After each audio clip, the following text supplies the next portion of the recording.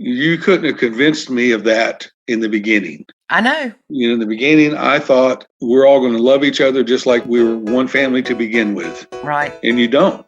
The truth is you don't. You're listening to the Nacho Kids Podcast, where we discuss all things step-family related. Real stories, real people, real help. Your hosts are the creators of the Nacho Kids Method and the Nacho Kids Academy Step Family Coaching Team, Lori and David Sims. Well, David. Lori. We are continuing our month of men. Yes, we are. We started off with one of your kids. Mm-hmm. Thank goodness he's 20, so he could fall into the month of men category. Yep. And this fella that we're going to talk to has been blending for 3 years. Mm-hmm. He has one stepson and 3 bio kids. Mm-hmm. His ex is deceased, so that adds a twist. Yeah, that's a challenge that I don't think people realize, that when the bio parent is deceased, the kids don't just say, "Oh, cool, let's find another bio parent. It's okay." I mean, they still have the whole, my mom is there. She's not present with us, but she's there. Or my dad, or whatever. Yeah, or you're not my mom. Right. Yeah. They're not really the whole step family thing. I think the dynamics of it at least go back to a time where that was really kind of what people did. There was the step family piece happened when a parent was deceased. And then another person would step in and be the step parent. And they actually did parenting. Right.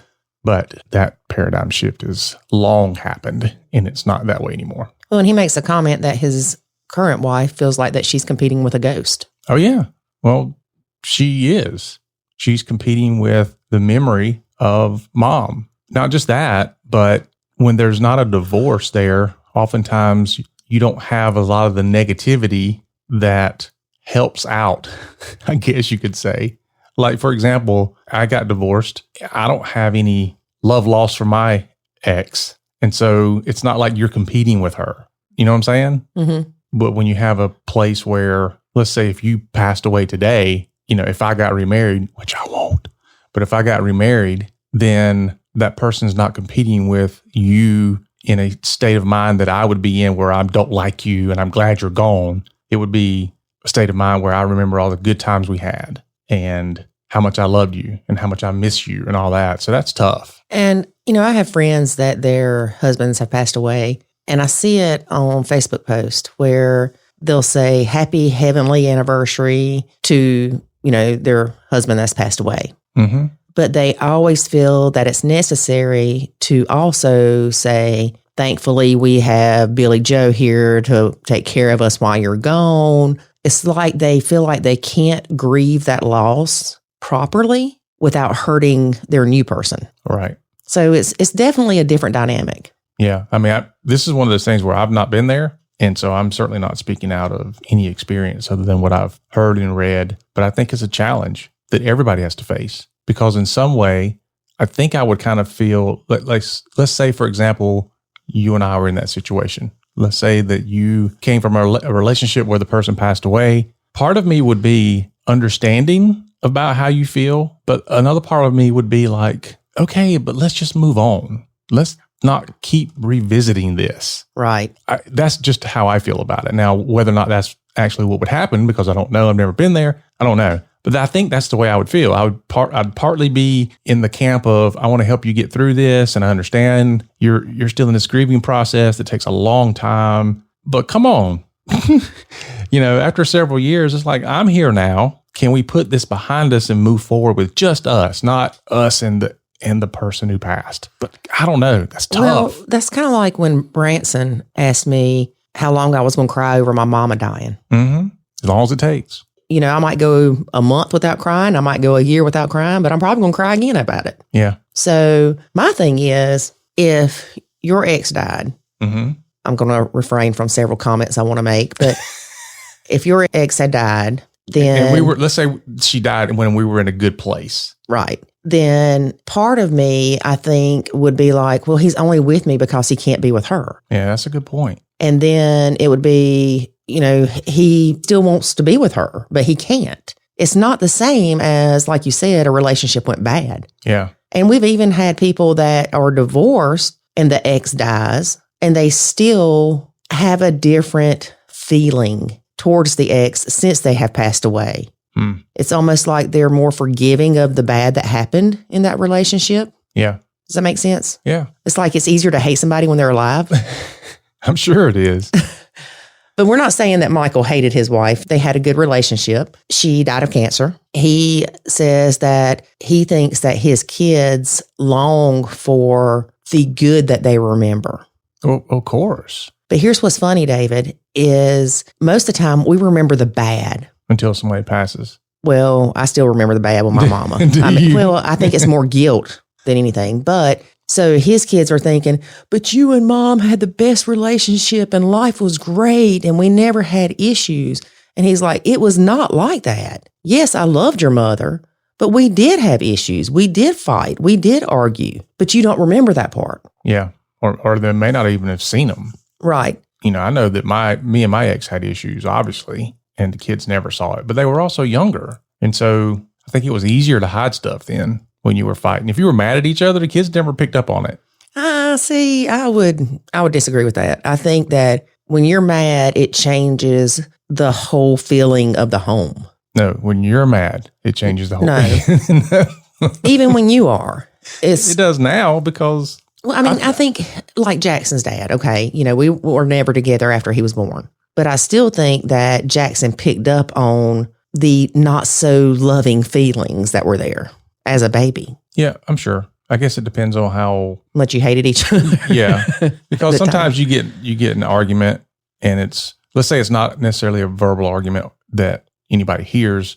Everybody's kind of stressed out about what's happening. You know, if I go to another room or if I go somewhere else, then it's not like both of you are sitting there ignoring each other or stewing over it. Like, for example, if I got mad at my ex, I would just go spend time with the kids playing or doing whatever and not focusing on what she's mad about. Right. And so the kids probably never notice because I'm spending time with them, not, you know, letting them see what's happening, I guess. Well, and I guess it depends on, too, how well you are at compartmentalizing.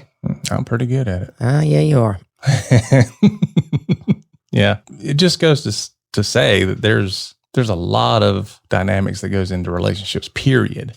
And I think people oftentimes don't give the blended family as much grace as they gave the nuclear family. Right. There's a lot of the same issues, a lot of the same things happen, but for some reason, the blended family gets looked at as being so much worse than the bio family. Everything's just magnified. Yeah, because when we talk to people and we're coaching them and they say things like, well, the kids are fighting, you know, my bio kid this and my step kid this, and they're fighting. And we're, you know, you and I are looking at each other going, this is what kids do. Bio kids do that. Well, more so me, I have 4 boys, you had 1. And I would say that to you oftentimes when they were fighting each other because, you know, one of my kids would be fighting with yours. And I say, that's just what they do. I mean, they're not hitting each other. They pick in and they're doing all these other things. But again, even though we say that some of it would be the same as nuclear issues, it's not, because my son doesn't have that bond with your kids. So when they're picking on him, it's not like he's like, oh, that's just brotherly love, or that they had this unconditional love for each other. They don't. No, they don't. But at the same time, our kids would not have been able to bond if I would have constantly intervened. That is absolutely true. Because and my kids were much meaner to each other than they ever were to Jackson. Lord. But the thing is, I had to remember that my sisters and I fought like crazy. Yeah, like literally fought. Yeah, like stab each other in the head with stuff. So, but some of those are the best memories. The best memories? Yeah. You don't have any memories because you got stabbed in the head too many times. Yeah, that's hey, that explains it. But that's what sisters do or brothers do. So when your stepkid and your bio kid are fighting, you have to go, is that the brotherly or sisterly or sibling bond trying to form, or are they just being bullies? Yeah. I mean, I remember even going to the nursery as a kid, and you'd always have other kids that you'd have disagreements with, or they pick on you or whatever. And in some cases, actually in a lot of cases, you'd end up being friends with them at some point. Now, sometimes that friendship came after you punched them in the face. Yeah, well, I'm shaking my head. David, we're going to have to start doing videos, I think. I'm telling you, it's funny because, all right, you know Greg, you've met him a couple of times. He doesn't live close by, but Is he the one that we met at the Christmas thing? Yes, we went to the Christmas Santa Claus train ride thing, whatever. And so you met Greg. Right. Greg, I mean, every time I meet him, he talks about this incident that happened in high school where I got in a fight with some people, and won't go into that. But he talks about it every time I see him. I guess it made a huge impression on him. And this has been, 30-something years ago? So Greg, and he doesn't remember this, but Greg and I went to the nursery together as kids, and he terrorized me as a kid. I remember one time I latched onto the calf of his leg with my teeth. Oh, gosh. Because he was punching me in the face. But he doesn't remember that. No. And he kept hitting me, and I just bit into his leg, and I just tried my best to rip his calf off. And I don't know how old I was. I was probably 5 or 6 or so. I don't know. But I remember how I hated him. And then later on in life, we end up, in school together at like the high school or whatever. We became great friends. But he never remembers that. But anyway. Well, it's funny that you were saying that, though, because my sister and I were talking the other day about this little friend she had. I mean, she might have been 6 or 7. And I remember she wanted to go to this little girl's house, and Mama said, well, I need to know her parents' name. And Courtney's like, duh, Mr. and Mrs. Blanks. And of course, that's not what my mom was asking. But I told her, I said, I was thinking about her the other day and that story. Mm-hmm. That's the only thing I remember about this little girl. That's it. And Courtney's like, I'm friends with her on Facebook. She said, but she doesn't remember me. And I'm like, really? And I said, well, I guess she doesn't have the Mr. and Mrs. Blank story to remember you by. She said, but I was at her house when her cat had kittens. I was there. She had this little playhouse that had a church bell in it. And Courtney's naming all this stuff. And I think it's funny how we all have these memories that we would think the other person would have too, and they don't. Yeah. Surely you remember that. Yeah, surely. Yeah. But then here we can go talk about how much of our memories are really true. Yeah. Oh, I know oftentimes, I know we're getting off on a tangent here, but I know oftentimes I run into people from years ago. Usually it's high school or something like that. Well, you and I just recently went to a party where a friend of mine turned 50. Okay. And yeah. And you got to hear all these stories about me, right? Yeah. I bet you 40% of them, I was like, I have no idea what they're talking about. So it makes you wonder, was it real? Or is this just an imprinted memory that they made themselves, or what happened? Yeah. I mean, a lot of the stuff I'm like, oh yeah. I forgot about that, but I remember it. But some of the stuff I'm like, I have no recollection of what you said I did. Mm-hmm. So see, David, your memory might not be as good as you think it is. Oh, I don't think my memory's good. But anyway, to get back to our guest briefly before we get into the interview, mm-hmm. Michael, like a lot of us, when they were dating, it's like, things are good. Mm-hmm. This is hunky-dory. Yeah, I can do this. Of course, I laughed when he said hunky-dory because with my name being Lori, when people say, how are you doing? I'll say hunky-dory, just call me Lori. And they just think that's hilarious. Of course, I think it's funny too. That's why I say it. But anyway, he said he found out 2 years in that was not the case. Yeah. What is it about this 2-year mark? It's the same thing. I know what it is. It's the terrible twos. It's the terrible twos of the blend. Mm-hmm. You have this euphoria kind of when you start blending. You have more grace, more patience. Like year 2, it's like everybody just goes bat crap crazy. Yeah. Well, there's no honeymoon phase really in a blended family. Right. I think oftentimes as you said, we're more forgiving. I think the problems are there, but they start mounting, and it takes 18 to 24 months before they get to that breaking point. Well, and 2, I think maybe the 2-year mark, 2.5-year mark is where people feel comfortable enough to show how they're really feeling. I hate you. Yeah. But also, Michael's wife, I don't want to say was smart enough, but she was smart enough not to go in and take over a parental role with his kids. But that did not remove the target from her back. Why? I guess we'll know in the interview. Because she's, quote, quote, a mom in the home. Well, here's what I wonder, and you may talk about this in the interview, but I really wonder, does it help the kids any because there's no there's no thoughts about, I hope my mom and dad get back together. Because when we talked with Ethan last week, a lot of what he said was, in the beginning, we thought that if we can get rid of Lori, that you and mom would get back together. Well, one of Michael's kids made the comment to him, said, you don't love her like you love mom, right? Or like you did mom. Yeah. Well, yeah, as a kid, you wouldn't want him to. Right. I mean, mom's on a pedestal big time. Oh, yeah. Wow. So anyway, David, quit talking to me. I know. Let's get to the interview because I want to hear it straight from him. All right. All right. Well, first, let's talk a little bit about the Nacho Kids Academy. There is a way to save your sanity and your relationship, and it's called the Nacho Kids Academy. In the Nacho Kids Academy, you will learn the skills and knowledge to properly nacho, techniques to handle step-family challenges, ways to improve your communication, and much, much more. Visit NachoKidsAcademy.com and sign up today to join other step-parents who are seeing the life-changing benefits of nachoing. Again, that's NachoKidsAcademy.com. Today on the Nacho Kids Podcast, we have Michael. Hey, Michael, how are you? Hey, I'm great. How are you today? Doing well. Excellent. We finally got a man. Woohoo! Well, I'm glad to be here. We really appreciate it. It's very rare that we have men that are willing to be guests on the podcast and share their experiences. Well, it's been an experience, I can tell you that much. I'm sure you can. So you've been blending about 3 years. That's correct. And you have a stepson that's 15. Yes, I do. A bio daughter that's 23, a bio son that's 22, and a bio son that's 17. That is correct. All right. Does everybody live with you? No, just my bio son, who's 17, and the stepson. They both live with us. Okay. They're there all the time? Yeah, they are here all the time. My wife has full custody of her son, so he lives with us all the time. And then your children, their mother passed away? Yeah, their mother passed away in 2013.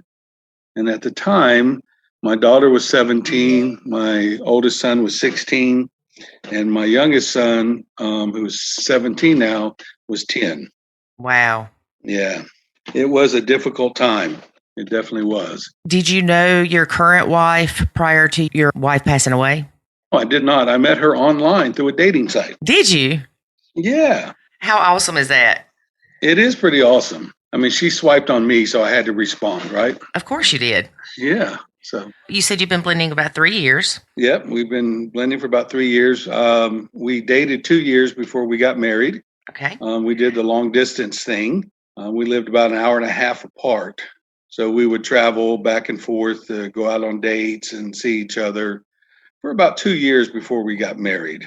And so that was an interesting time because we were all getting to know each other and everything was hunky-dory back in those days.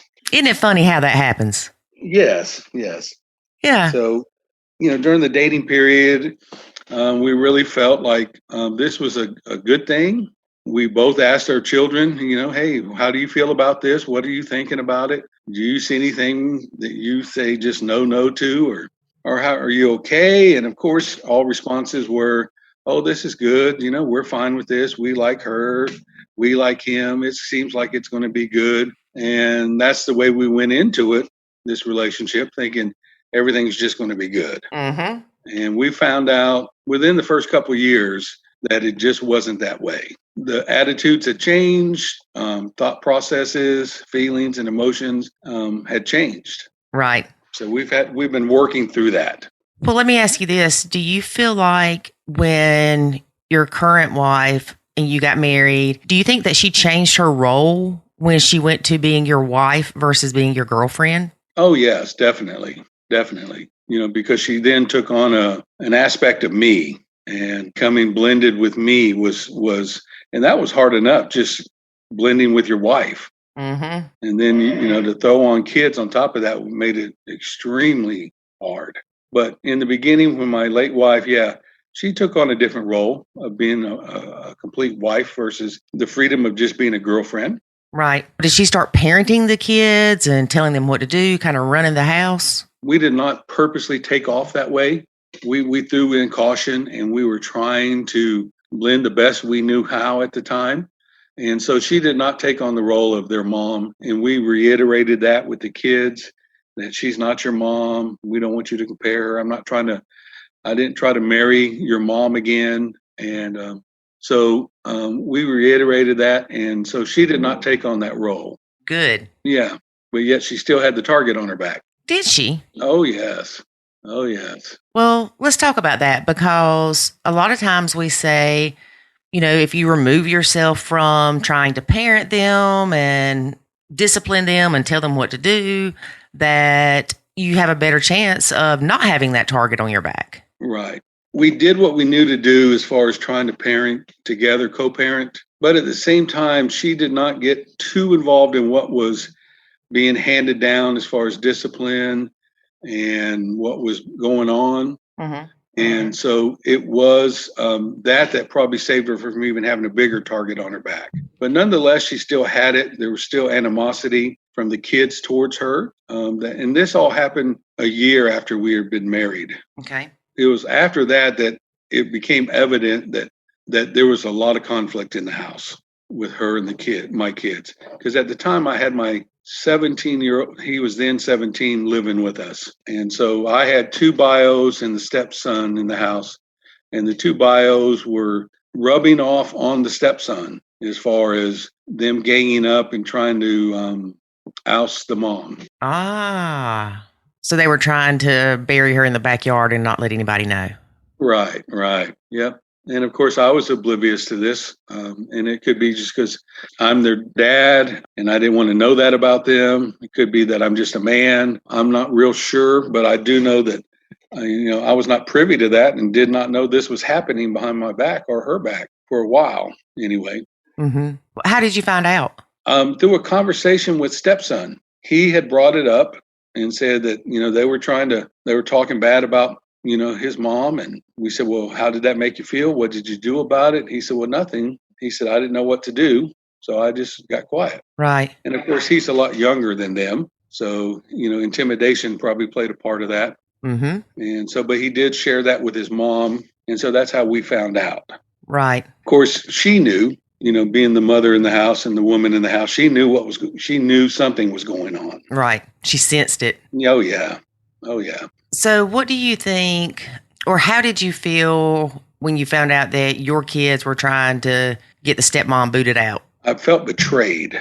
I was very hurt because first of all, I wouldn't have expected that from them. And so that's what hurt the most, was not that they felt that way or that they, had issues with her or with the relationship. I should say it's not really with her. Mm-hmm. It's with the relationship I have with her. Is that really hurt me. And I really wanted to resolve that with them. And of course, they didn't want to resolve that. They just wanted to stay angry and mad and upset. That was the beginning of us realizing that we needed to change. Mm-hmm. Something needed to change. My middle son began a lifestyle of not appropriate behavior, non-acceptable things that he was doing, drinking, things like that. Starting to begin a lifestyle of rebellion and just outlandish behavior. Mm-hmm. And so a lot of things were just coming to a head at that time. But, I chalk some of that up to him just being a teenager. Yeah, that's what I was thinking. Yeah, I mean, some of it's just him being a teenager. But a lot of it, come to find out, was him acting out on my relationship with Michelle. And that's my wife's name, Michelle, is having that relationship with her that he was against. He was against you having a relationship with her. Yeah. Mm-hmm. Because come to find out that he just wanted, we had many conversations and many toe-to-toe confrontations about this, was that he just wanted us to go back to the way it was before I met her, mm-hmm. when it was just he and I at home most of the time. Right. And then now that changed and she's taken away my attention. And I guess in some sorts he was jealous. Right. Yeah, most definitely. Yeah. Well, let me ask you this. Do you think the fact that they had lost their mom and I guess relied on you more, and you had kind of been the mom and the dad as much as you could be after their mom passed, do you think that may have impacted the jealousy? Oh, yes, without doubt. My late wife got sick and she was at home for a year. So mostly during that year, she was incapable of doing lots of things. So, I was the parental figure for that year, even before she passed. So after she passed, it was just us for 3 years before Michelle and I started going out and then dating, then going on and getting married. Right. So, yes, they had gotten accustomed to me just being the one there for them. And when you first introduced them to Michelle, I know y'all lived, you said, about an hour and a half apart. That's correct. So they probably didn't see her too often, I would think. No, at the most, we were seeing each other once a week, just because of constrictions of work and life, travel, things like that.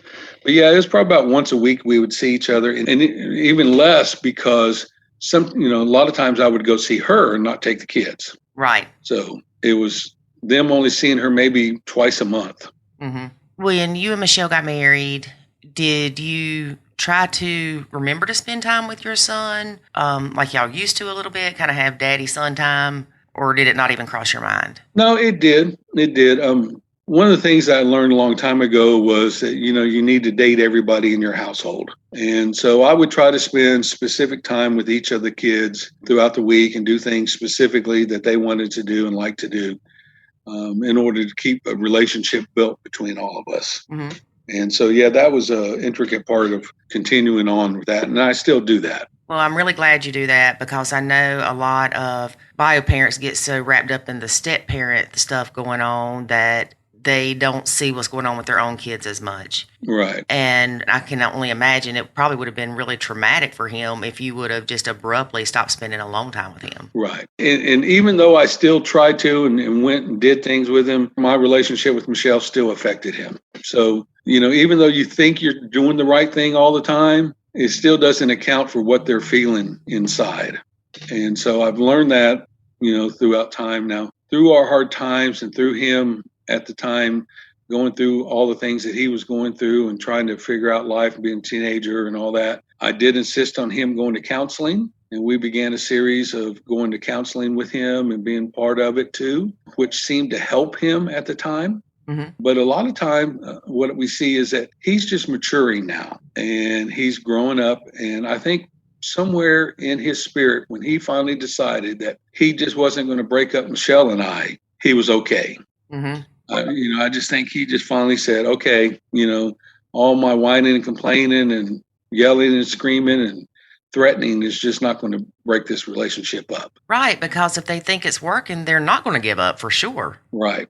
And so when I say we went to, had toe-to-toe conflicts, those were the conflicts we were having. Mm-hmm. That was me assuring him that I'm not going to get a divorce. I'm just not. And, if it comes down to it and and at the time, like I said, he was 16. If he's going to go live with his grandmother, well, then that's what's going to happen. Mm-hmm. Because I just wasn't going to let him win this war.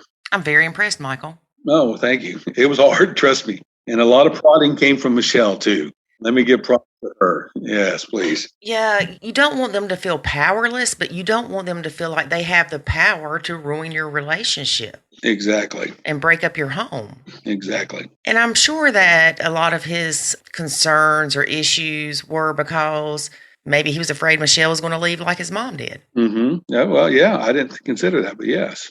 Yeah, just didn't want to deal with another loss. Right. Well, also during that time, his older sister, which we mentioned in the beginning, she was 17 at the time when her mother passed. And we have an estranged relationship and have had one since then. She bought off into a different lifestyle and just went off on her own. And it is, of course, that has affected, him and me and my whole, even this household, It does. And that's what a lot of people think, oh, well, when they turn 18, things change. They do change, but it's not without blended family struggles, which if you were a nuclear family, you'd still have nuclear family struggles after they're 18. Mm-hmm. I think a lot of times we label it as blended family struggles when they're really just family struggles. Right. Or even people living in the same household struggles. Yeah. Yeah. So, that relationship has hurt this family also. And not that it expires my time or effort a lot, but it does drain me emotionally. Mm-hmm. Because it's weighing heavy on your heart. Oh, yeah. Yeah. So do you have any contact with her? Little. I go and visit as much as I can, which is usually like once a month. But when my wife and I got married, we moved into her house. Okay. And I left my home there, and which my daughter lives in now. Okay. So your daughter stayed in the home that you lived in before. Exactly. Well, that's good. Yeah. So, I mean, I know where she is. We do text and talk, and I go and try to visit at least once a month. But still, it's hard. Very, very hard. Do you know why that is? Yes, because, and I'll just be honest, she's a drug addict. Okay. And it just happened to be that when her mom was passing, her life just turned upside down, and she turned to things and people that has set her on a path that she just can't seem to get grasp of. And I believe she has some mental health issues that she won't seek help with either. Right. And so, between those two things, she just has a tough life right now, and there's nothing I can do for her. And how old is she? She's 24. Well, I know this isn't really blended family related, but I feel the need to share a little bit of my story with my sister when you started talking about your daughter. My sister had a husband. Well, she had 2 children by one guy, and then she had 1 child by another guy. The youngest child, he went to go take her to his mom's to visit for like summer or something and never came back. Mm. And so my sister basically lost custody of her daughter because if she would go up there, there's no court order saying who had custody, and he would have her arrested for trespassing. And by the time she got into court, she had used drugs to help her cope. Yeah. And it went from being her way to cope to a very, very, very unsafe and unhealthy situation. Right. She always thought somebody was an angel coming to help her, and it was people taking advantage of her. Mm-hmm. And it is very hard watching somebody you love go through that because you just want to shake them and say, stop. Exactly. What happened to this person that, was 6 feet tall and bulletproof, and all of a sudden you're this frail, damaged, I don't know the word I'm looking for, but individual. I mean, it's broken. I mean, we're all broken to a degree, don't get me wrong, but yes, but it's heartbreaking. Mm-hmm.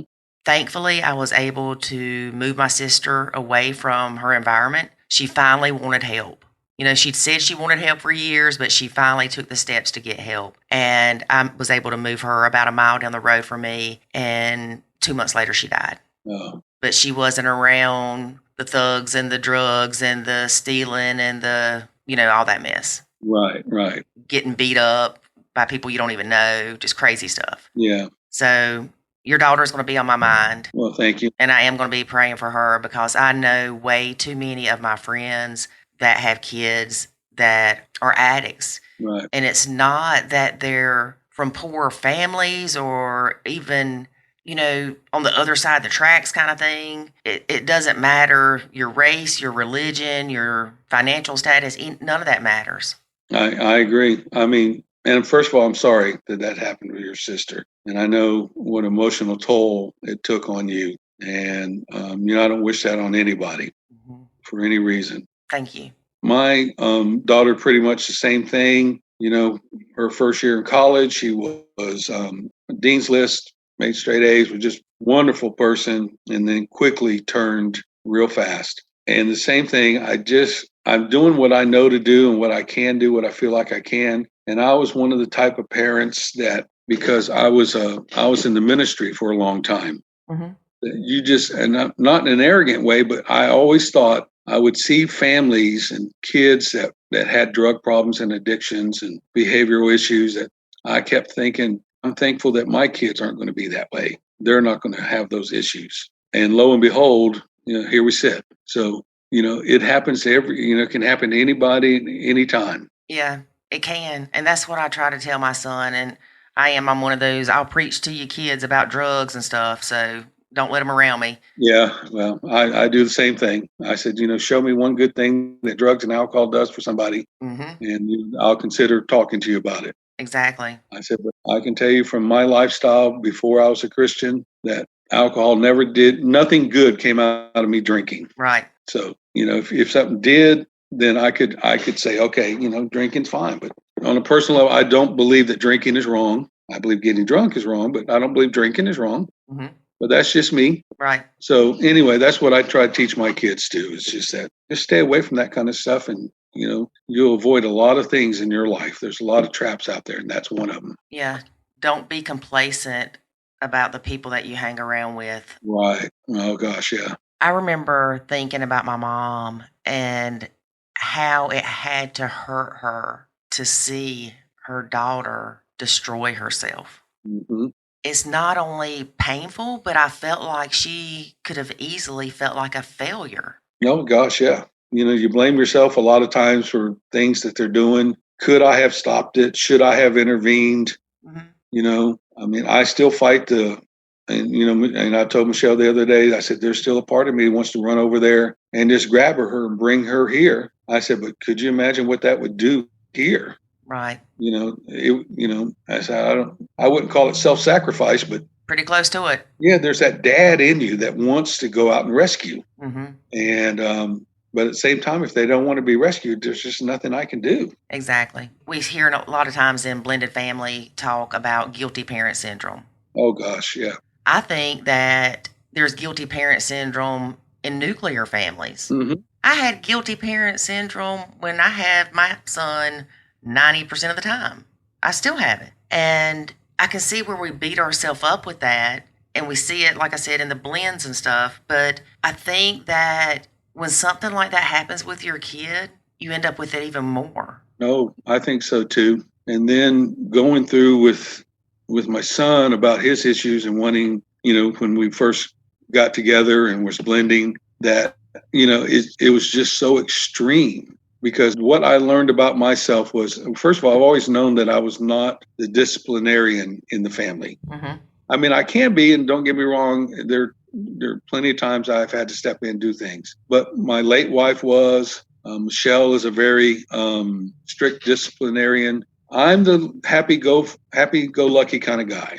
Mm-hmm. And I think a lot of men can be that way in the relationships as far as discipline is too. And so I found that out about me within myself, within those kids, that it was hard for me to say no to them because I was afraid I was going to lose them. Mm-hmm. I was afraid that they would turn their back on me and say, well, you don't love me, so I'm going to go off and do something else and go somewhere else and live and do these other kind of things. Mm-hmm.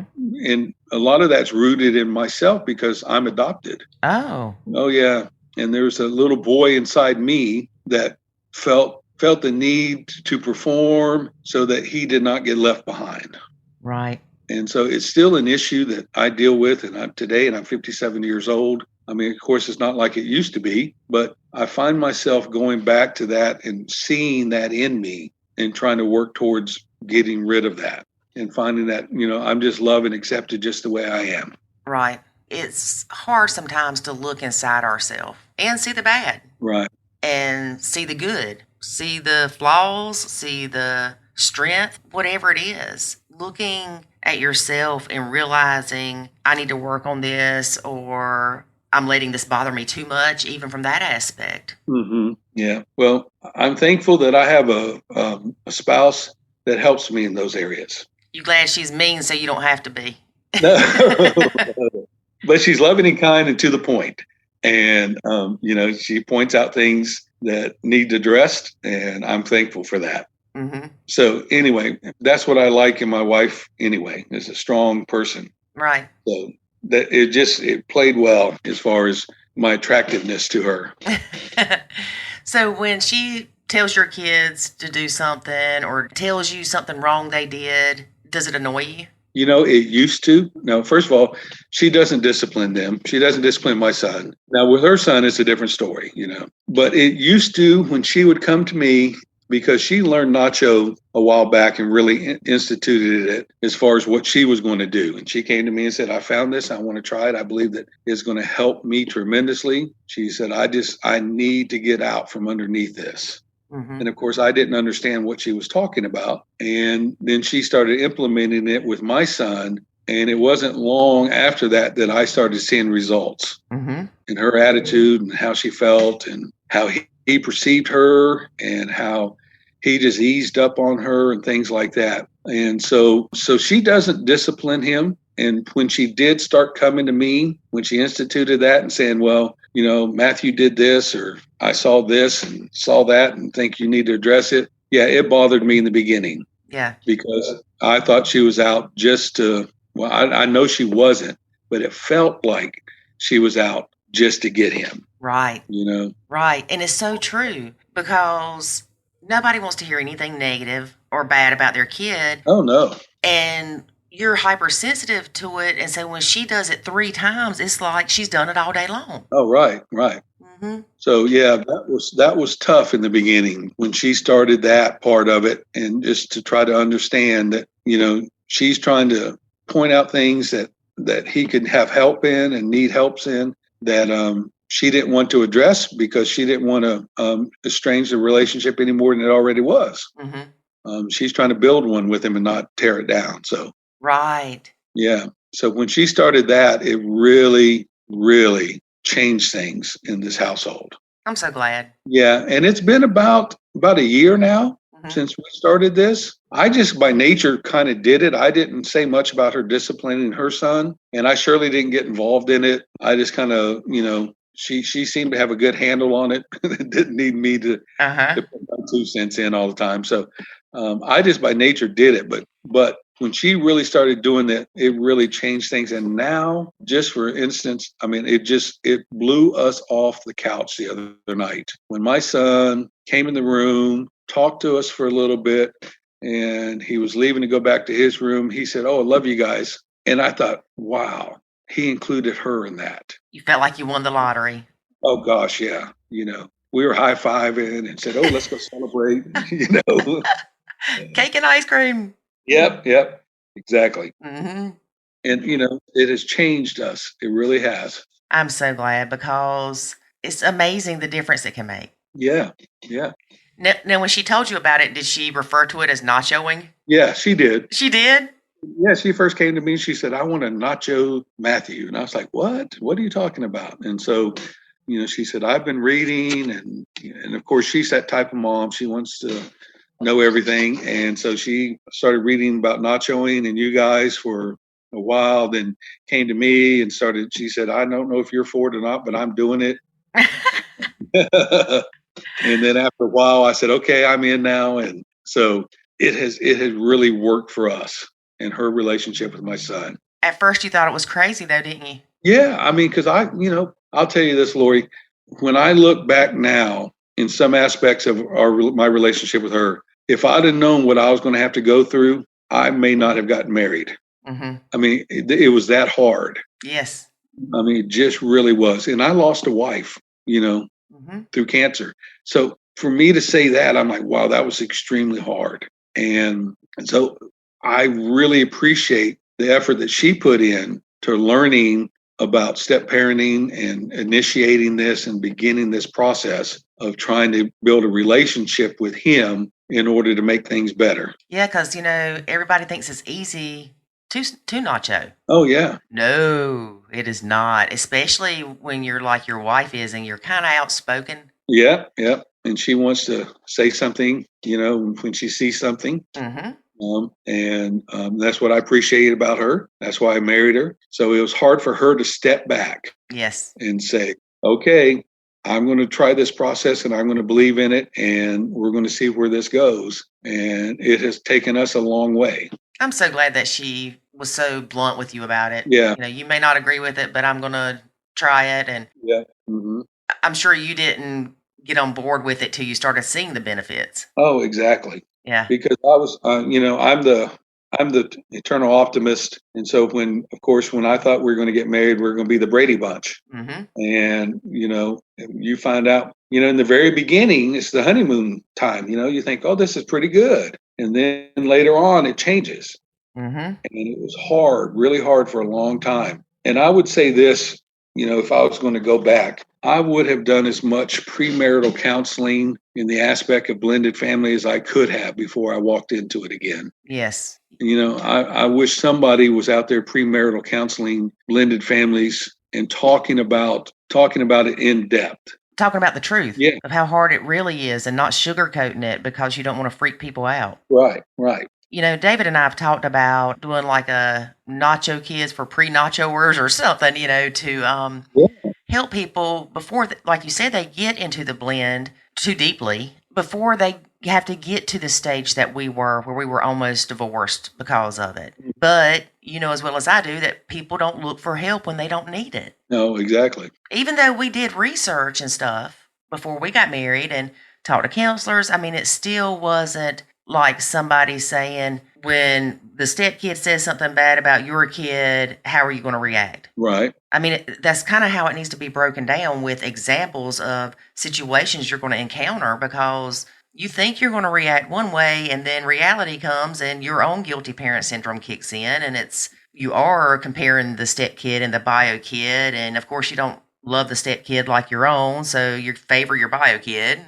Yeah. I mean, you couldn't have convinced me of that in the beginning. I know. You know, in the beginning, I thought we're all going to love each other just like we were one family to begin with. Right. And you don't. The truth is you don't. Why do you think that we feel that way, or we expect that to happen? I mean, because in reality, it's not a nuclear family. Why do we, in our minds, think that it'll function as one? Well, I think it's just our false expectations that what we crave is that. Mm-hmm. We crave that nuclear family that is, you know, we're all loving and caring and kind to each other, and we would never say anything or do anything to harm each other. And I believe those intentions are good and we all want that. But the truth is, relationships are messy. Mm-hmm. And they're hard, and people have needs and love needs that we can't always meet. And that through all those situations, that it's just not going to be that way. Right. It's just not. I mean, we're going to have to learn to love each other differently, but with the same intensity. It's just different. Right. I remember thinking that, not that I thought we would be a nuclear family, but that we would, you know, like you said, just be a kind of a normal family, I guess, except for with us, the kids would go to the other parent every other weekend or every other week. Yeah. We weren't blind to the struggles that we had read about or thought we would encounter, but nothing could compare us for what we went through. It's like going to Disney World and getting on a kiddie ride, and it turns into being one that flips you upside down all around and slingshots you out. Yeah, I agree. So would you say the hardest part of your blend was your bio son's behavior? The middle bio son, he was the most challenging? Yeah, because it put a strain on my relationship with my wife, put on strain in every aspect. But yeah, I mean, it came to the point where he tried to harm himself too. Oh no! To get attention, to say I want out.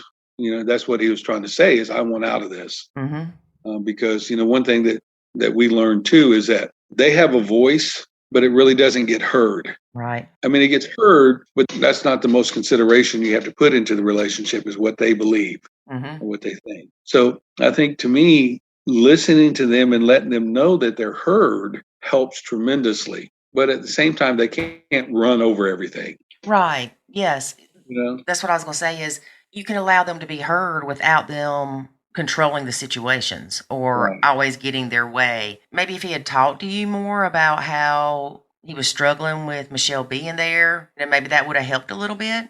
You never know. Well, when it reached that point, he did not have a problem sharing that at all. Okay. And I was thankful for it, because I did want to hear his heart and want to know that that's what he was thinking. Mm-hmm. But at the same time, I wasn't going to change course. Right. And so the only thing is, I said, is how can we help him understand that this course isn't going to change, but yet he's valuable, and I want to hear his heart and I want to know what he thinks about this. But at the same time, we're just not going to change. And that's when we decided, and of course, him trying to harm himself sure made counseling a priority. Mm-hmm. And so, and through that, he was able to talk through some issues. And then, the counselor would bring in us as a family and talk about it too. So he's matured a lot since then, but he was able to express himself to us too. Mm-hmm. And be able to tell Michelle, I just didn't like you, Yeah. And that's okay. It is okay. Yeah, Michelle's a big person. It's okay to hear that. Mm-hmm. Because then how can you fix a relationship if you don't know that about each other? Right,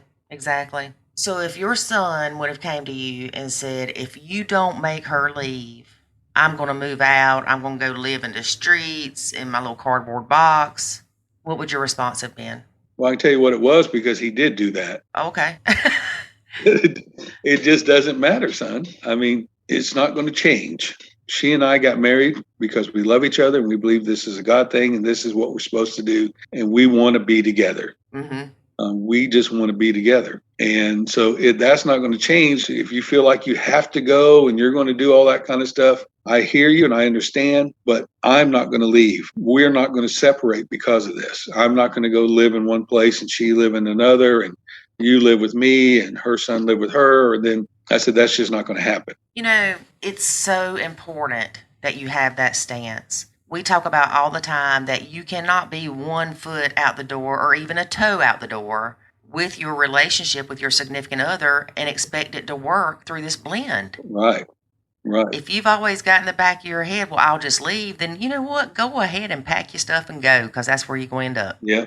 Don't waste any more time. And Michelle and I will both tell you that it's not that thought never went through our mind. Gosh, this would just be so much easier. Mm-hmm. It would just be so much easier if I moved out and lived down the street. We just kind of dated versus being married and living together. Right. I mean, we both saw valid points in that, but that's not what we wanted. Right. So we just couldn't do that. Yeah. David had mentioned when we were at our worst, maybe if I moved out and we just kind of kept dating, not got divorced, but, you know, just separate the house for a little while, calm things down. Yeah. And I knew if I left, I wasn't coming back. If I was packing up my stuff, it surely wasn't going to pack it up to bring it back here later. Right. And at the same time, if my son came to me and said, if you don't leave David and whatever, then I'm going to go live with my dad. That would be such a hard thing for me. Not because I don't love my husband, but I love my son and I'm responsible for him. You know what I mean? Yep. I'm sure the proper way to answer that would be, well, let's figure out why you feel that way and try to make things better, of course. But if it boiled down to it and it was like, one of us has to go, dude, I don't know which one I do. I'd pick my son. I would have to stay. David would have to go. Yep. I might edit this part out there, Michael.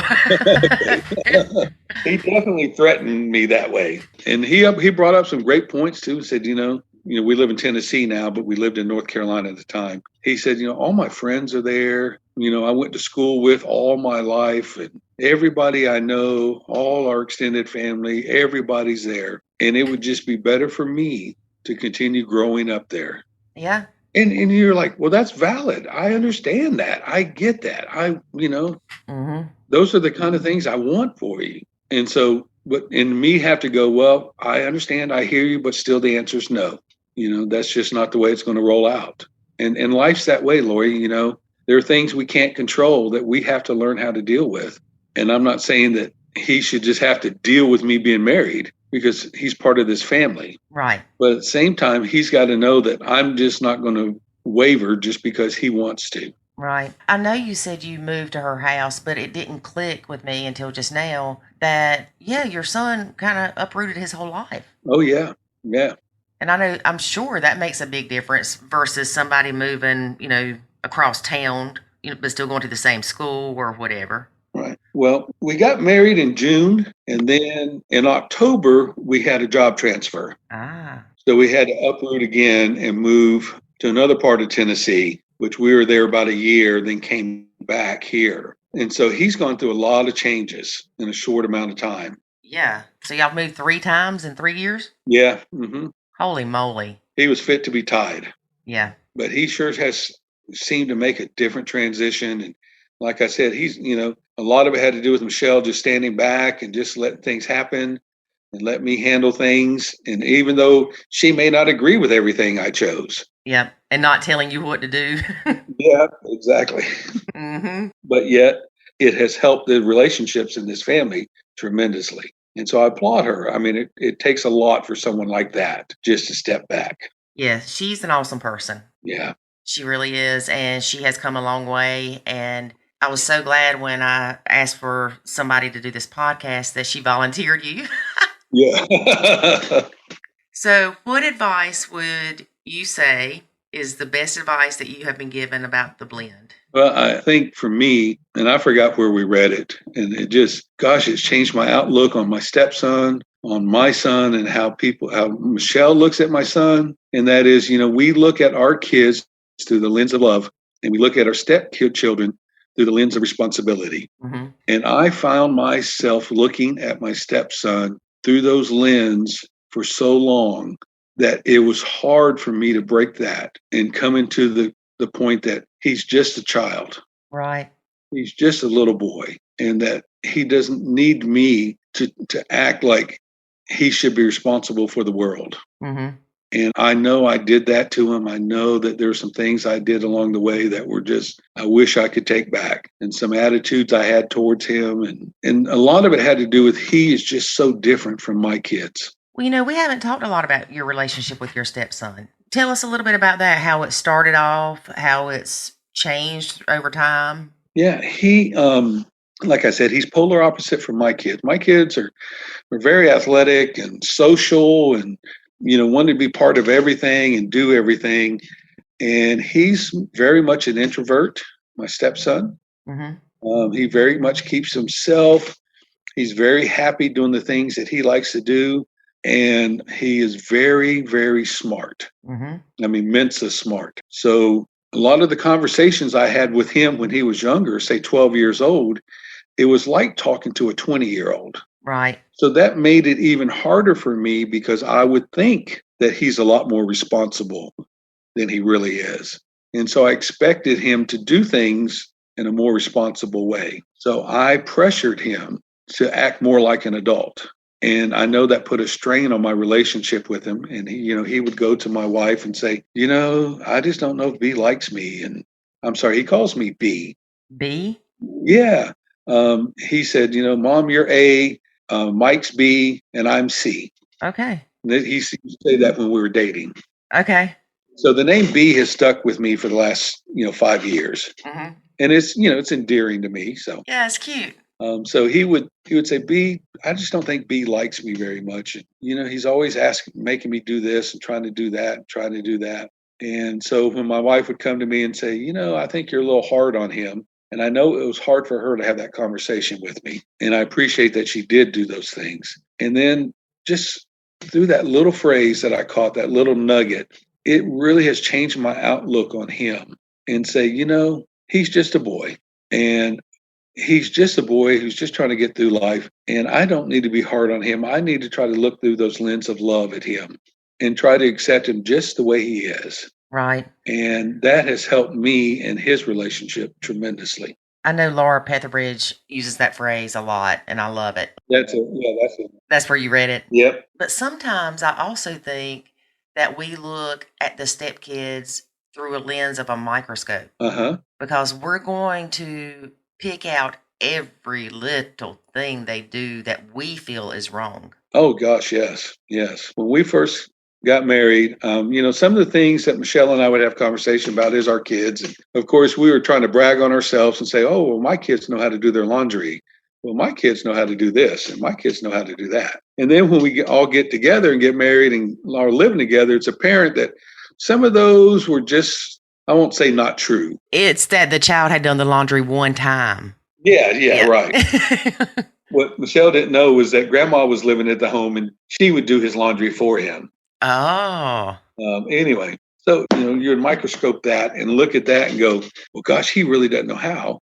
And, what else, about him that is so wrong? And I found myself judging him like that. And I hated myself for it. Mm-hmm. I had to come to grips with he's much more than that. Right. And I need to accept him for who he is and not try to make him into one of my kids. Right. And look at him, like you said, who he is, even outside of the fact that he's your wife's son. Right. Now, in their relationship, my wife is divorced. Bio dad he still lives in town. And he used to get him every other weekend. But now that he's grown, he's 15 now, they just go out to eat maybe once a week or something like that now. So, and he's never caused a trouble for us. Oh, good. Yeah. He is the, what do they call it? He's the fun times dad. Yeah. Disney dad. Disney dad. Yeah. He's the Disney dad. And they go off and do all these wonderful things and spend all this great money and all this kind of stuff. And I'm, trying to feed him, clothe him, mm-hmm. dentist, things like that, And so you fight, you do feel that animosity towards him sometimes. Yes. How come you don't get to discipline him or look at his grades or deal with his attitude and this kind of stuff? Because he is a teenager, so Yeah, it's like, must be nice to be Disney dad. yeah. Yeah. Exactly. And I found that, and Michelle would share with you that her struggle with my late wife is that she always felt like she was competing with a ghost. Yes. Because there were times when she felt like, well, I'll just never live up to their mom, in your relationship with her. Because one time my son said, Dad, I just don't think you love Michelle like you did Mom. And I said, you're right. You're exactly right. I said, I don't. I said, our relationship is different. She's different. I'm different. Everything is different. But do I love her with the intensity that I did your mom? Without a doubt.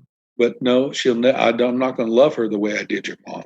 So I understand what you're saying, but you need to know that there's no difference in how I feel about her versus how I felt about your mom. Right. She's just a different person. And so, yeah, he didn't say that to her. He said that to me. And so in a lot of aspects, Michelle felt like she was competing against a ghost. Right. Of course, the kids, what they saw was they remembered all the good things about Mom. Oh, yeah. They never remembered her popping their tail. Oh, yeah. There's plenty of things that they don't remember. And so when I go back to Michelle and I said, honey, it just wasn't the fairy tale relationship. It was a real gritty marriage, just like anybody else's. Mm-hmm. We had ups and downs. We had arguments and fusses, just like anybody else that the kids saw and were part of. Mm-hmm. So they just don't remember that. Right. Well, it's probably a good thing, though. Well, yeah. You want to have good memories more than bad memories. But it didn't help Michelle. Right. Them thinking that. So she had to fight through that issue. Yeah, I can't imagine. I know several people that are widows or widowers, especially like with Facebook and stuff. You'll see them post, happy heavenly anniversary to the late wife or husband. Mm-hmm. Right. But then you can tell they feel obligated to mention the current wife or husband. So it'll be, happy heavenly anniversary to, so-and-so. Don't worry, Fred's taking care of us while you're gone or something. Yeah. It's like they feel like they can't just miss that person and still love that person. Right. Separately than the current relationship. Yeah. And, I went through that and understand that. My biggest question after my wife passed was, when do you take your ring off? I know it seems trivial, but to me, the ring signifies that you're married. Right. And then so when you take it off, are you signifying that you're glad this is over and, she's gone? Right. Or at what point in time do you move on with your life? Mm-hmm.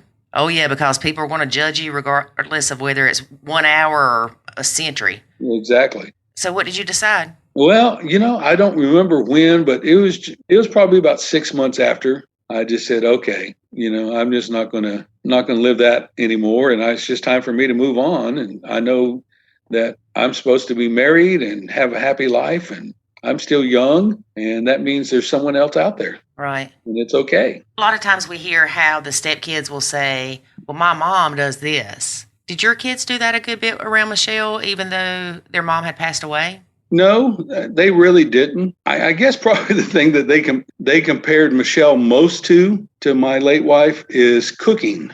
Really? Yeah, and I don't know why cooking. Obviously it meant something to them, but I didn't get it. Still don't. Yeah, and I'm not talking about one's a bad cook and one's a good cook. Right. They just cook different things. So they would, say, well, Mom used to cook this a lot. Mom used to cook that a lot. Ah. And never in a way I perceived as, well, you don't cook the way Mom does. Right. It was, hey, we used to have this a lot. And we used to have that a lot. Right. But then again, I'm not Michelle, so I don't know how she perceived that all the time. Yeah. It depends on how sensitive she is to the subject. Uh-huh. And if the stepkids are making her feel like she's competing with a ghost, and I'm sure that even if you don't make her feel that way, I'm sure she still kind of feels that way in your relationship too. So, like I said, I guess it's just how sensitive she is to the topic. Some things can bother us and some things can't. And one day it will, one day it won't. Right, right. We had talked to a lady one time that she had split up with her husband. They got divorced and then he died. Mm-hmm. And then she met this other guy and he had kids. So she moved to be with him. Uh-huh. And she had really bad guilty parent syndrome for moving the kid away from his family and stuff like that, and feeling like that the child's missing out, not having a fatherly bond with the stepdad. Okay. Did you feel that way with your son? Like you just felt horrible for the circumstances he'd went through, and you like maybe babied him too much? I wouldn't say babied him, but I would definitely say I overlooked a lot of behaviors because of that. Right. I found myself, when you mentioned something like that, not having the bond, between the maternal parent and now the step parent, is that I found myself, because our stepson lives with us, he has a very close bond with his mother. They're very cuddly, huggy, kissy, like to sit on the couch and, get under a blanket together and watch TV. Even though he's 15, they just have that kind of relationship. I have to interrupt you 1 second. Please don't forget where you are. Okay. But I just want to say, if you posted that in a Facebook group and switched the genders and said, bio dad's always cuddled up on the couch with Princess stepkid, dude, they would have a field day with that. Oh, yeah. About how that's inappropriate. But anyway, go ahead. And I agree. I mean, we were watching something the other day, and I said, if the roles were reversed, it would be inappropriate. Right. And so when I saw their relationship, and it's been that way, ever since I've known them, I found myself hurting for my son Matthew because he no longer had that. Right. That aspect was gone for him. And I know Michelle, wants to be that for him, but she knows her boundaries and says, I just can't force myself to be that. And he's not going to accept it, and he's not going to want it. And so my heart bled for Matthew. Right. That was gone for him, and that he just didn't get that opportunity anymore. I've questioned him. I said, how does that make you feel when you see that? He said, oh, no, it doesn't bother me. I'm okay. But, for me, maybe I'm the oversensitive one when it comes to that. And I think, gosh, wouldn't it be nice if Matthew had that too? Right. I think a lot of times we think we know how they're feeling about things because we're thinking that should bother them or that's got to bother them. Right. And sometimes it doesn't. I think we assume those hurts and pains just thinking that they're supposed to have them. Yeah. And that's what I found myself in my stepson's relationship with his bio dad, because he's Disneyland dad. And, stepson will come home with guitars and all kinds of stuff that dad goes out and buys him. And I had to ask my son that. I said, how does that make you feel that he can come home with all this stuff? And he goes, oh, that doesn't bother me either. He said, I know you love me. And I said, I do. I said, but, I just want to make sure, I want to check in with you how you feel about that. Yeah, because it is kind of crappy. Oh, yeah. Yeah. And we see it a lot. Even at Christmas and birthdays and things like that. People try so hard to be fair in the blend that it creates chaos. Your son has the best approach of, well, maybe it's nice he gets those things, but I know you love me. You don't have to buy me those things. Yeah. But, at the same time, he might have a day where he's like, must be nice. Must be nice to go to 2 homes and get 2 Christmases and 2 birthdays. And right. Yeah. You said that it hurt you that your son didn't have that because his mom's passed away. A friend of my son's mother passed away a couple years ago. And he was spending the night with us. So they were probably 11 at the time, I guess. And I remember I went there to say prayers with my son and then, just kiss him goodnight, tell him I love him. Well, as I was doing that, I was thinking, I cannot leave this other little boy out. How sad that he doesn't have his mama to kiss him goodnight. Right. We do tend to get so wrapped up in our own hurt and our own things that we feel like we're being mistreated or not treated fairly about with the whole blend, when we do forget sometimes to remember where these kids are coming from. Right. They're coming from a broken home of one way or another to be in a blend. Right. Michael, we really appreciate you being a guest on our podcast.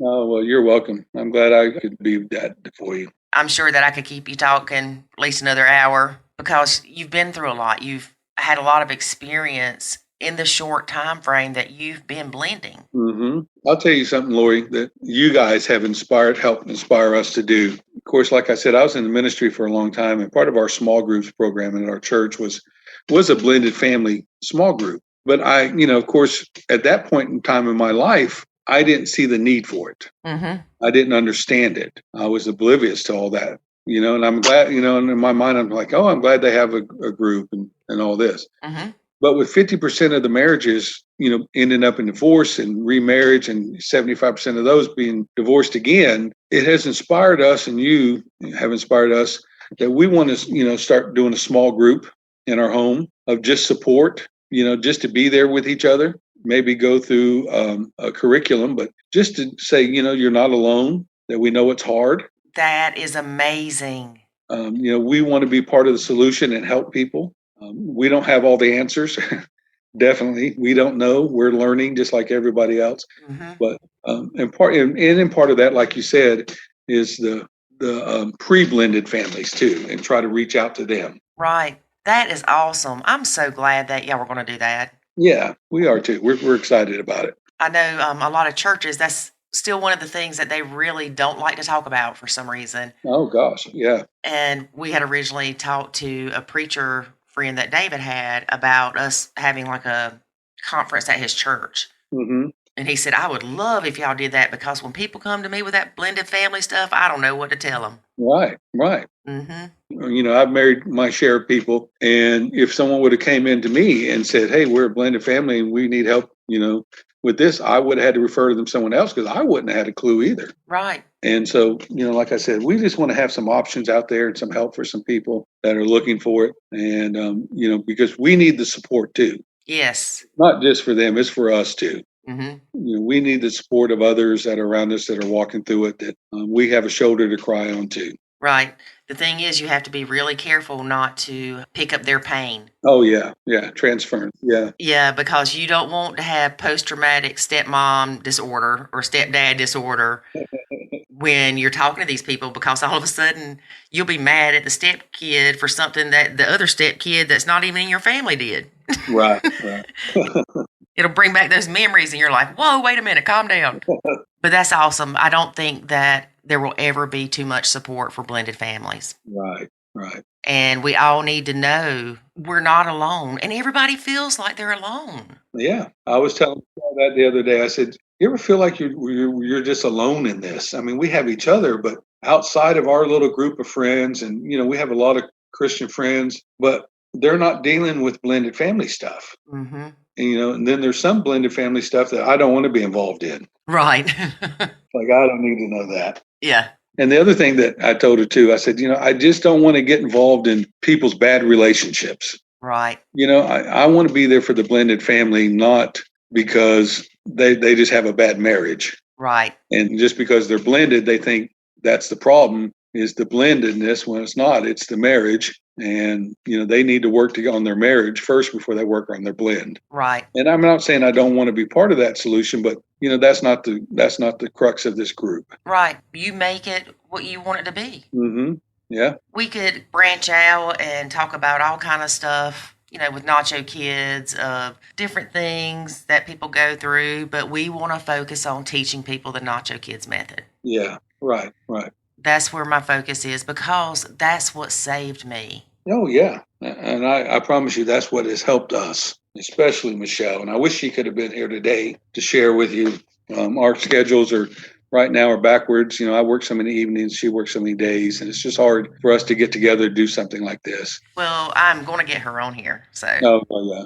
She's a gem. She's a gem. Oh, I can't wait. I can just tell from her personality and comments I see and replies and stuff. Oh, gosh, yeah. Yeah. And I'm glad that she told you about Nacho Kids, because a lot of times the step-parent is afraid to even say the word nacho.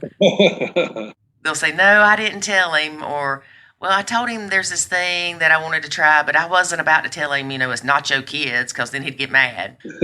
Yeah, well, I'm glad she found you guys. Me too. And I'm glad for you guys, too, that you're helping others. And we're glad that you're going to be helping others, too, and we wish you the best. If there's anything we can do to help you, let us know. Okay, we will. Thank you again, Michael, for being a guest on the Nacho Kids podcast and participating in the month or 2 months of men. We're not sure how many yet. Well, thank you for having me. And I hope I'm just one of many men that continue to have input and want to be able to talk about what's going on in their lives and in their blended families.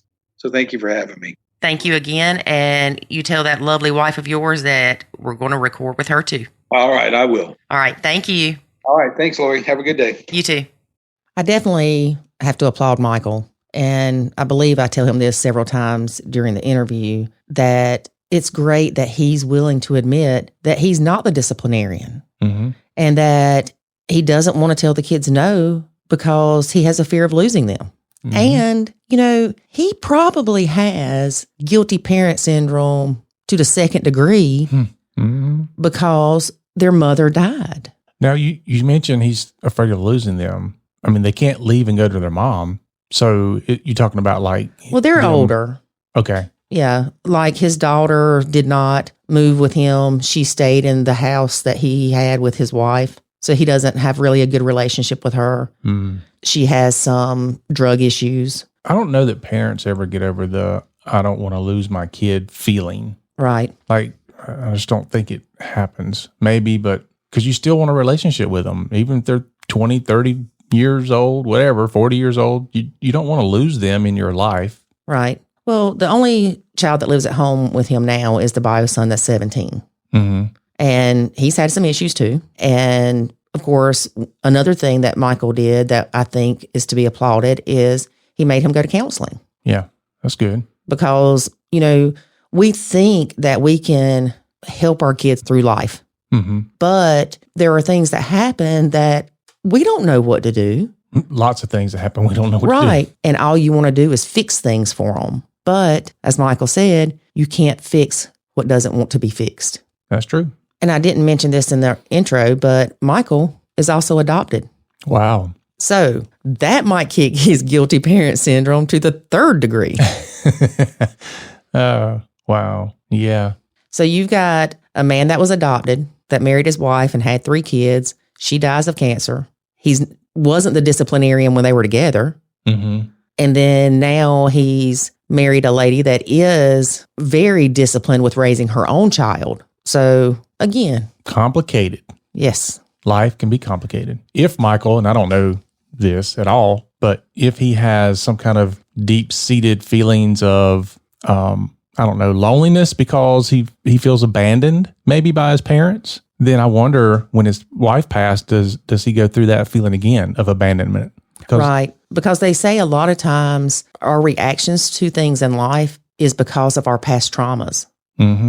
Yeah. So just that abandonment of her passing could have brought up a lot of challenges for him to deal with. Right. Wow. And Michael does say that when Michelle started nachoing, he saw improvements. Of course. She went to him and said, I want to nacho Matthew.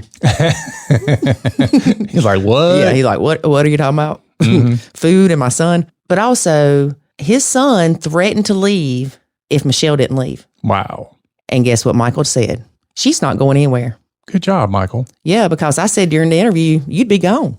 That if it came down to you or my son, it'd be bye-bye David. Well, I can't say that because I was almost put in that situation. And you and I were not on the best of terms at that time, but I still wouldn't do that. I still wouldn't say, okay, well, fine, if that's the choice we're making. But my kids weren't 17 either. So I don't know. Yeah. I remember Jackson. There were times that he would get mad and he's like, I just want us to go back to our old life. And the good thing is usually when he was feeling that way, I wasn't. So it wasn't where my response was, yeah, me too, baby. We're just going to, leave. It was more of, we're all trying to adjust and I understand this is different for you and blah, blah, blah. And then try to point out the good things about him having brothers and a stepdad. So anyway, Michael also says that he thinks that you need to date everyone in the household. And no, not in a pervertish way, but that you need to build relationships with these people. So like you and Jackson went to Home Depot yesterday. That was great. Well, I don't know that he would think so, but it was great for me. That's what I'm going to say. Yeah, we do things together sometimes. Right. And I think it's funny. Michael and I also talk about how everybody thinks they'll be the Brady Bunch, but everybody forgets to buy an Alice. Mm-hmm. Y'all, I'm telling you, we need to find a way to make it where when you are a blended family, you get an Alice. Ain't going to happen. Closest you're going to get to that is the Nacho Kids Academy. Well, really, if we could revamp the family court system, people might have the money to buy an Alice. This is very true.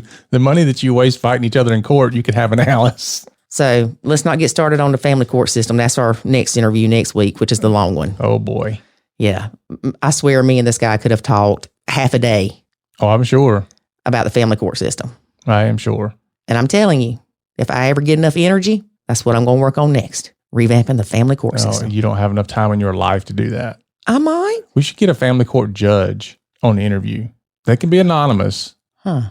I'm sure we can get a family attorney. Well, you know, one of my ex-attorneys is a family court judge. There you go. But I didn't like him very much. I bet not. Because he thought everybody should just be able to get along. Because he didn't understand narcissistic people. Maybe because he is one. No. I liked him as a person and his values and things like that. But he just thought, oh, well, you know, if bio dad wants to pick little Johnny up from daycare and take him to dinner on a Tuesday, then that should be fine. Well, yeah, it should be. If you can say, sorry, bio dad, little Johnny has a hair appointment today. What about tomorrow? Without bio dad going, this in the court papers. I get him. So anyway. Let's see what else. It stressed you out just talking about it. One other thing, and then we're going to stop, is Michael talks about the relationship that his wife has with her bio son, how they'll cuddle on the couch and watch TV together, and how it hurts him because his son does not have that. Mm-hmm. And it reminded me of when one of Jackson's friends came to spend the night and his mom had died. I know you know who I'm talking about. Mm-hmm. And, you know, I tucked Jackson in and we said prayers and I kissed him on the forehead. And I remember thinking, this poor little boy on the floor doesn't have his mama to do these things. Yeah. And it broke my heart. So, of course, you know, I went over there and kissed him on the head too and told him I loved him too. And I do love him. Yeah, but he's probably like, it should be my mom doing that. Get away from me, woman. It's almost like, you do those things in hopes that it fills a void that they have? Or does it just stab them in the heart? Right. Oh, it breaks my heart. Anyway. Yeah. I think it stabbed him in the heart. David, stop making me feel Terrible like crap. Woman. Oh, my gosh. The last thing that I want to say is Michael and his wife have started talking about having small groups for blended families. Oh, awesome. I was so excited. And he used to be in the ministry also. Oh, okay. Mm-hmm. So we wish them the best. And we are going to have his wife on at some point. Oh, and man. Mm-hmm. Get the other side of the story. That's right. That's what we should start doing. Well, whoa. Hang on, David. The other side of the story. We have some surprises coming up. Oh, really? Yes, because we have a couple that was a member of the academy. Okay. That I reached out to the guy. I was like, hello, I need a man for my month of men. And he said he would do it. And he said, hey, you ought to interview the wife too, to get her side of the story. Oh. And I said, well, yeah, because I've been already thinking about this. So they're going to do it. So we need to have a month of couples. David, you're such a genius. I know. I love you today. All right, y'all. We're going to quit yapping. All right, folks. Thanks for joining us today for our interview with Michael.